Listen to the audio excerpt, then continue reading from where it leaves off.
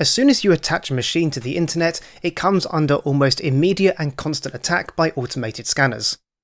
For most users, this isn't too much of a problem, as firewalls and NAT gateways eliminate almost all of the incoming badness. But if you're running your own server and want to access it remotely over the internet, you'll need to punch a hole in that firewall. And for as long as that hole stays open, your services are exposed to quite literally every hacker in the world.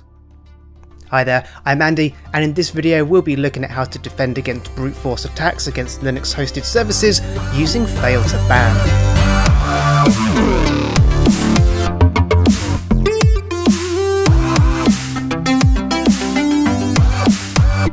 First off, just how accurate was my opening statement about near constant attack? To find out, I created a new Linux virtual machine, then exposed the SSH service to the internet. Here's the authentication log from the following day. Although multiple lines are created for each failed authentication, it's clear there's a lot going on here. Using the power of sed and regular expressions, we can extract a list of each individual failure, including the time, username, and the source IP address. In total, there's over 5,000 failures over this 24-hour period. I can replicate this sort of attack in my lab environment using a tool such as Hydra, which makes repeated attempts to connect to a server as a given user, each time using a different password. Here I'm trying to log in as user Alice, and the list of passwords is provided in the file rocku.txt. Because Alice chose an easily guessable password, it can be brute forced in just a few moments. The classic approach to defending against this type of password guessing brute force attack is to implement a policy to lock any account after, say, 3 or 5 failed logins, preventing the account from being accessed for a period of time, or until a manual out-of-band unlock process is carried out.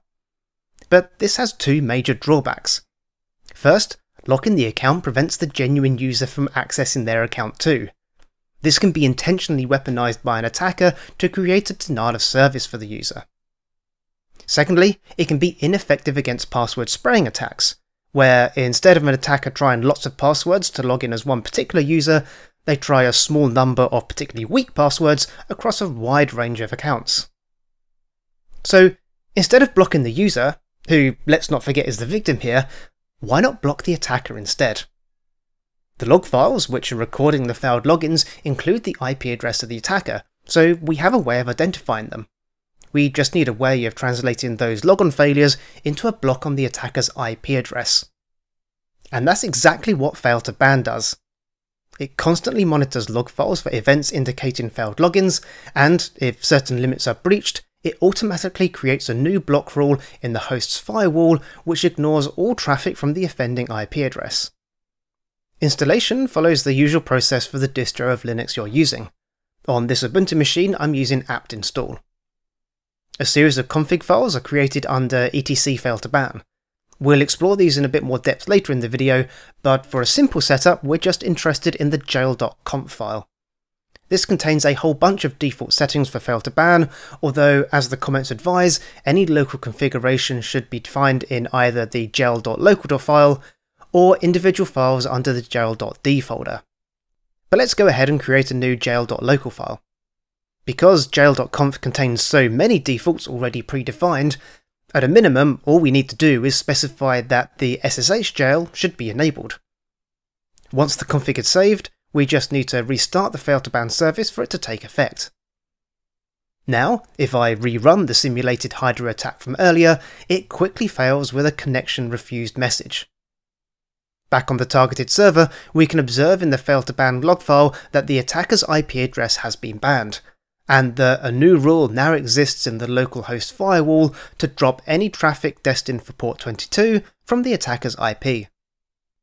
Based on the defaults in jail.conf, bans last for 10 minutes, after which time Fail2Ban removes the blocking firewall rule.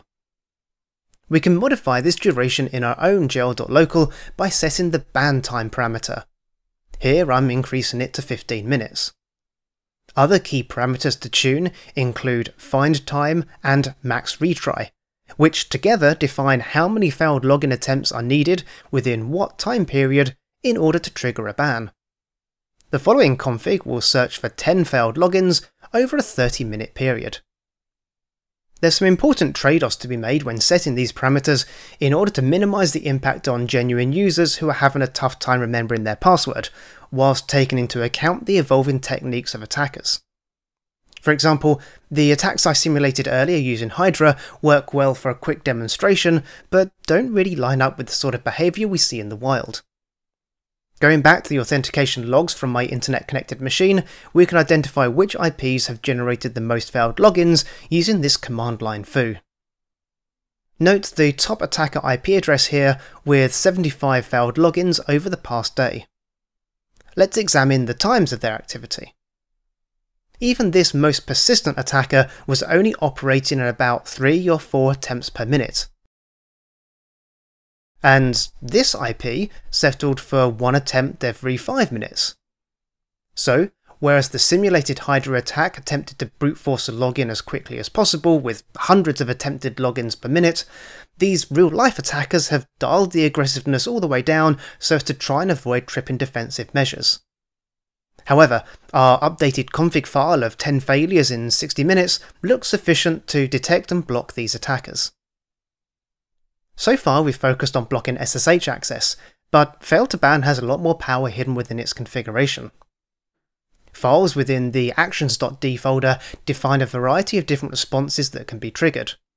So, in addition to setting a firewall rule to block an IP, we could also, for example, send an email alert to an administrator.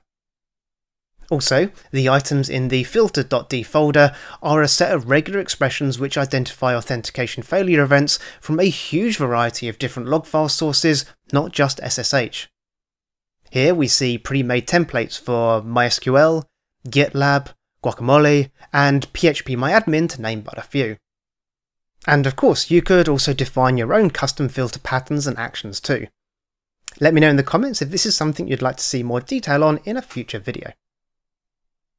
One of the most powerful jails to configure is that of recidivism. This takes the Fail2Ban log file as its input, and matches against lines where it records an IP address being banned. This allows Fail2Ban to detect repeat offenders who continue to be the source of failed logins once their original ban has been lifted. Enabling the recidivism jail is just as easy as that of any other app. We just need to add a section to jail.local to enable it. We can also customize the ban time, find time, and max retry parameters for just this jail. Again, selecting the specific values of these will depend upon your own risk appetite and the behaviour of your genuine users versus attackers. This config here takes a very aggressive approach.